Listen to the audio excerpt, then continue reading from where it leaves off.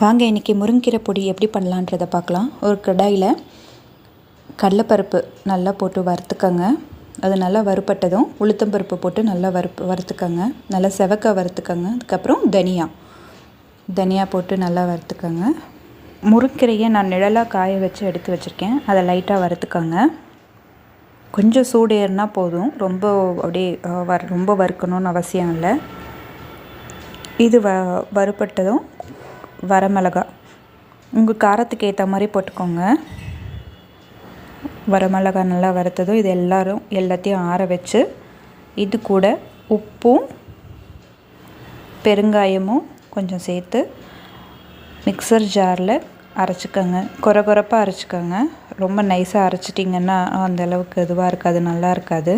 நம்ம முருங்கீரை சாதப்பொடி பண்ணும்போதோ இல்லை தோசை மேலே தூவி சாப்பிடும் போது கொஞ்சம் கொரகொரப்பாக இருந்தால் தான் நல்லாயிருக்கும். அவ்வளோதான், நம்ம முருங்கீரை பொடி ரெடி பண்ணி வச்சுக்கோங்க. எப்பயும் இது உங்களுக்கு யூஸ்ஃபுல்லாக இருக்கும். தேங்க்யூ.